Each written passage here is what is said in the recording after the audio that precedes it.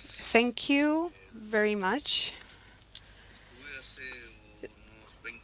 20 days ago, I was in San Francisco in the United States in a meeting of the Association of Pacific Nations, APEC. There was China, Russia, the United States, who were the main actors, of the policies. We also had Fiji, Japan, and some other Latin American countries, such as Peru, Mexico, Chile, and us. And the representative of Australia spoke, and he announced with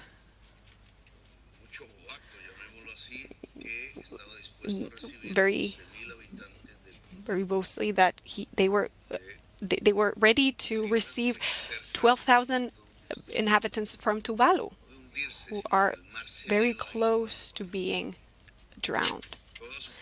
All the population.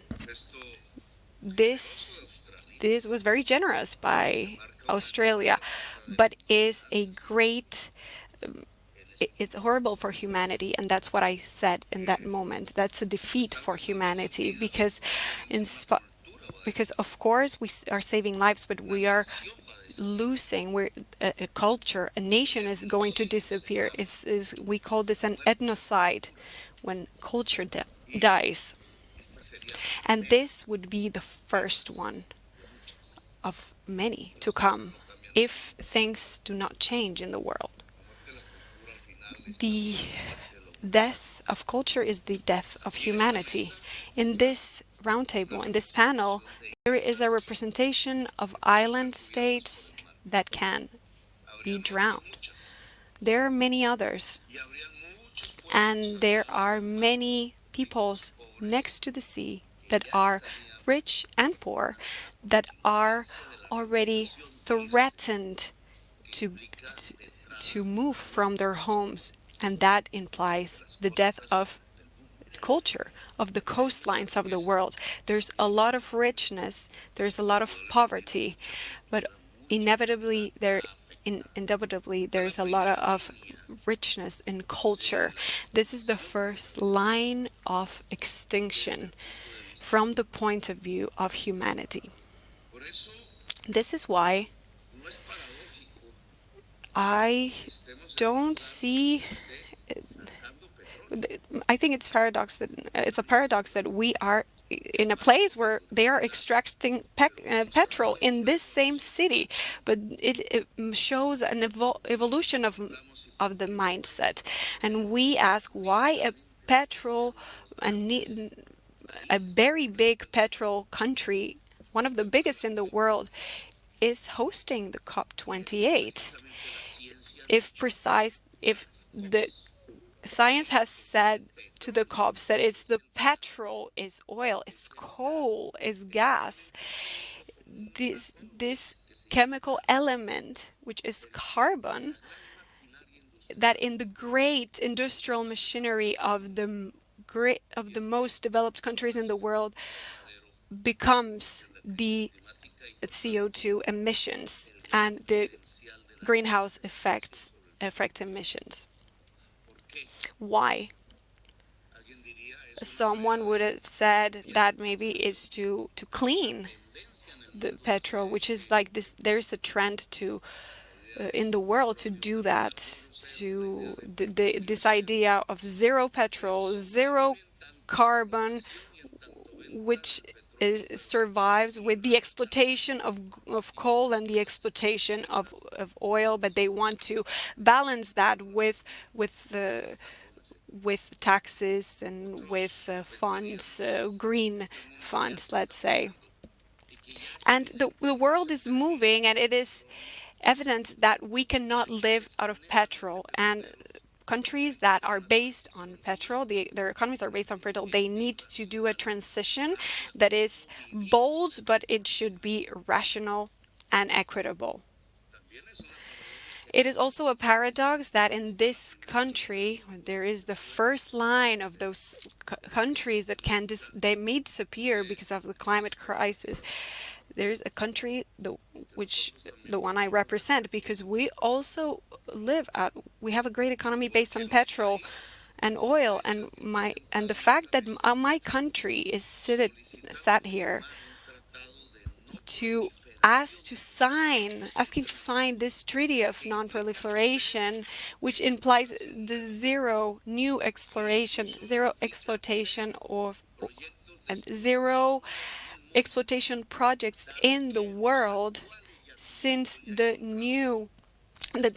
already existing exploitation, if they we keep exploiting them, we will reach 3 degrees centigrade. We will be in the verge of collapse. In my country, we would say, why is the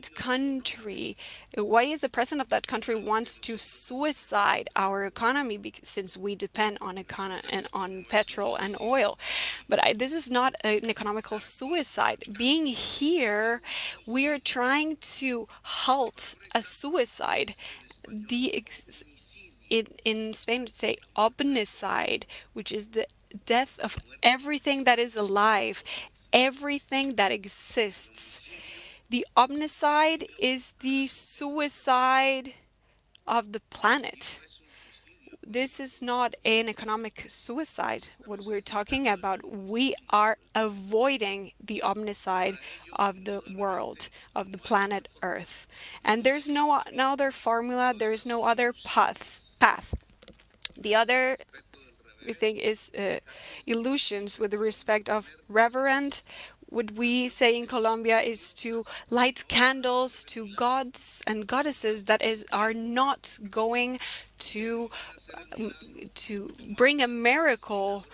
They're not going to bring us a miraculous technique that will save us, to save our lives in planet Earth. It's in our hands. The possibility to be able to live as a civilization in this planet is in our hands. Where the investigation has demonstrated us that the life exists very many very far away in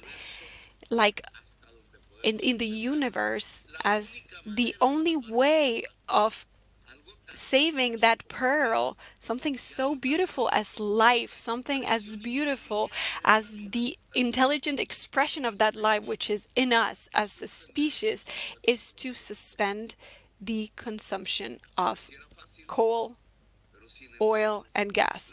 It sounds easy, but the paradox shows us that around petrol, gas, oil, there is a huge and very powerful economical interest, which is the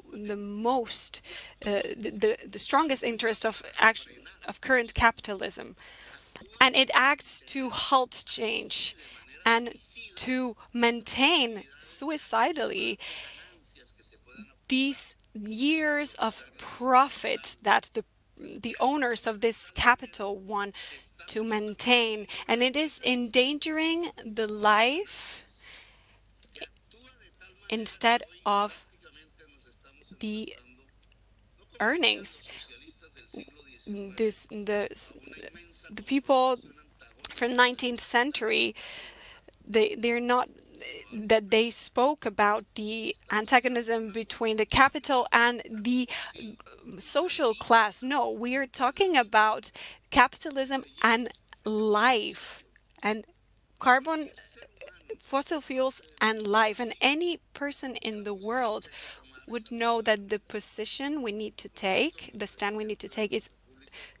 is life. And as a representative of the president of Colombia, a country which lives still, their economy is based on petrol, oil. Our position is with life, and being with life is being together with you with these island nations that are in the verge of disappearance because of the huge consumption of carbon that a very small percentage of people that is making grow without taking into account the life and the existence in planet Earth. Thank you very much.